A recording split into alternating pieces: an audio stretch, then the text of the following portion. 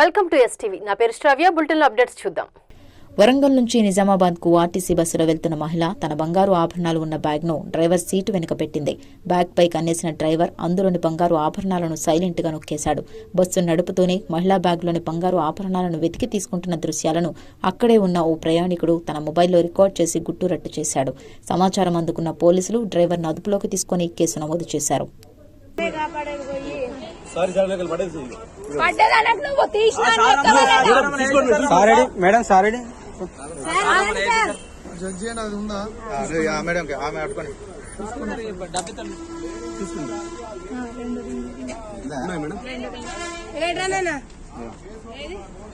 రింగులు ఉన్నాయి, 2-3 దిమ్మలు ఉన్నాయి. ఇవేనా? అవే మేడం. పరుసులకి వెళ్ళి తీసుకొని చెంప వాళ్ళ గొట్టంకోసారి ఏమనుకున్నాను.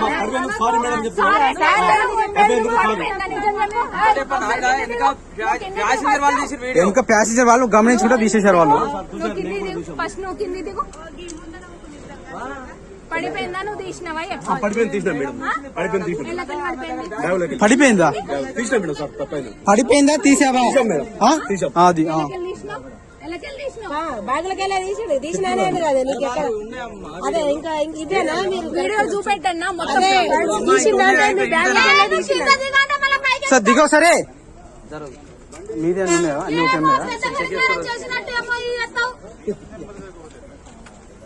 సార్ చెప్పేది మనమే ఇట్లా చేస్తే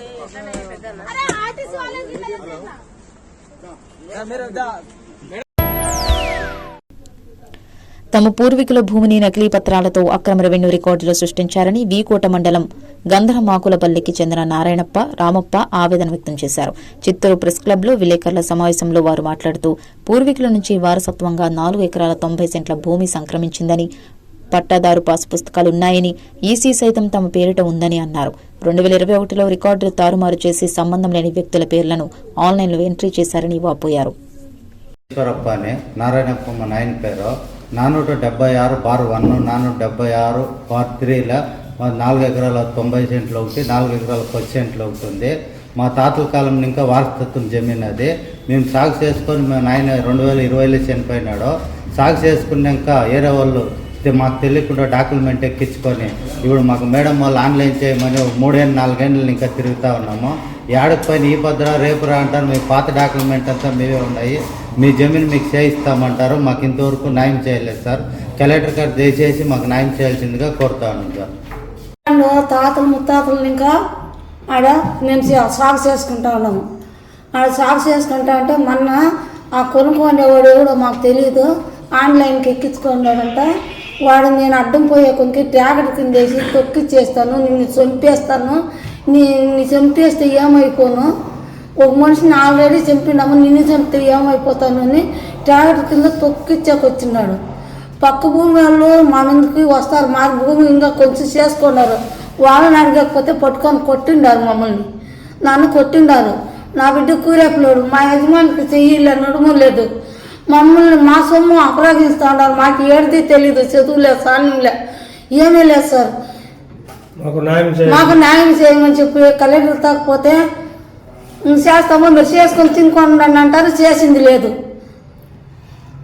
కలెక్టర్ మేడం వాళ్ళు వచ్చి మా భూమి ఇంక్వైరీ చేసి, జాయింట్ కలెక్టర్ మేడం వచ్చి ఇంక్వైరీ చేసి చెక్ చేసుకుని వచ్చినారు సార్. మీకు ఏ చేస్తాం న్యాయం చేస్తాము అని చెప్పినారు వాళ్ళు. మా తాతల కాలం నుండి అదే కలెక్టర్ గారికి దయచేసి ఇచ్చేస్తాం, మా భూమి మాకు ఇచ్చేయండి. సార్కి 10 కితాలు పోయినాము, ల్యాండ్ కమిషనర్కి, లోకేష్ బాబు సార్కి. మేము తిరగని జాగంతూ లేదు.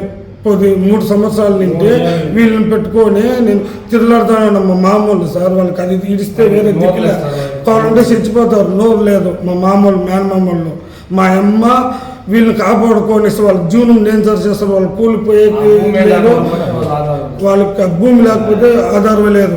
మా అమ్మ చెప్పిన మాట ప్రకారము నేను వీళ్ళకోరము కష్టపడి తిరగలాడుతాను. నేను బెంగళూరులో ఉన్నాను సార్. వీళ్ళకోరము చాలా ఇచ్చేస్తా ఉన్నాను సార్. గూడూరు నియోజకవర్గాన్ని నెల్లూరులో కలపమంటూ ఎమ్మెల్యే పాషం సునీల్ కుమార్ అసెంబ్లీలో విజ్ఞప్తి చేశారు. ఎన్నికల హామీలో భాగంగా గూడూరు నియోజకవర్గాన్ని నెల్లూరులో కలుపుతామని ముఖ్యమంత్రి హామీ ఇచ్చారని, ఆ ప్రకారం అసెంబ్లీలో మొదటి మాటగా గూడూరును నెల్లూరులో కలపాలని ఎమ్మెల్యే పాషం సునీల్ కుమార్ కోరారు. గూడూరు ఎమ్మెల్యే గారు ముఖ్యంగా జగన్మోహన్ రెడ్డి గవర్నమెంట్లో జిల్లాల విభజన చేసినప్పుడు మా గూడూరు నియోజకవర్గం అన్యాయం జరిగింది అధ్యక్ష. మాకు నెల్లూరు 30 కిలోమీటర్ల అధ్యక్ష, తిరుపతి 92 కిలోమీటర్ల అధ్యక్ష. మమ్మల్ని తీసుకెళ్లి తిరుపతి జిల్లాలో కలిపారు అధ్యక్ష. విలేజ్ దగ్గర నుంచి పోవాలంటే, తిరుపతి పోవాలంటే 154 కిలోమీటర్లు అవుతుంది అధ్యక్ష, తిరుపతి పోవాలంటే ఒక విలేజ్ నుంచి. కాబట్టి ఉద్యోగస్తులు కూడా ఇబ్బంది పడుతున్నారు అధ్యక్ష. ఆ రోజు యువగళం పాదయాత్రలో మా నాయకులు లోకేష్ బాబు గారికి కూడా మేము విన్నవించుకున్నాం అధ్యక్ష, మా గూడూరుని నెల్లూరు జిల్లాలో కలపని చెప్పి. అలాగే బాబు గారికి కూడా మేము చెప్పాము అధ్యక్ష. ఆ రోజు పుట్టినరోజు, బాబు గారు పుట్టినరోజు గూడూరులో జరిపినప్పుడు బాబు గారు కూడా హామీ ఇచ్చారు అధ్యక్ష. కాబట్టి దయచేసి మా గూడూరుని నెల్లూరులో కలపమని చెప్పి మిమ్మల్ని అన్ని చేతులెత్తి విన్నవించుకున్నాం అధ్యక్ష. థ్యాంక్ యూ అండి. దీపం జ్యోతి పరబ్రహ్మ దీపం సర్వతమోపహం. సకల దేవతలకు ప్రీతి పాత్రమైన మాసం కార్తీక మాసం. చరాచర జగత్తుకు మూలమైన శక్తి దీపం రూపంలో అభయమిచ్చే మాసం కార్తీక మాసం. మహిళా మణులందరూ మాంగళ్య భాగ్యంతో, సత్సంతానంతో, శాంతి సౌభాగ్యాలతో విరసిల్లాలని కోరుకుంటూ నెల్లూరు రూరల్ నియోజకవర్గంలోని ఇరుకళలమ్మ పాదాల చెంత ఈ నెల 15వ తేదీ శుక్రవారం సాయంత్రం 5 గంటల నుంచి గణేష్ ఘాట్లో జరిగే మహిళల శోభాయాత్ర మహా కార్తీక దీపోత్సవానికి అందరినీ ఆహ్వానిస్తున్నాము. కాశీ, హరిద్వార్, ప్రయాగ క్షేత్రాలలో గంగమ్మ తల్లికి హారతులిచ్చే పండితుల వేద మంత్రాల మధ్య గంగమ్మ తల్లికి కార్తీక దీప మహాహారతిని తిలకించి తరించాలని, కార్తీక మాసం పూజల ఫలితం ప్రతి కుటుంబంలో సకల శుభాలు కలిగించాలని కోరుకుంటున్నాను. ఇట్లు సేవాభిలాషి కోటంరెడ్డి శ్రీధర్ రెడ్డి, నెల్లూరు రూరల్ ఎమ్మెల్యే మరియు సింహాపూరి కార్తీక దీపోత్సవ సమితి.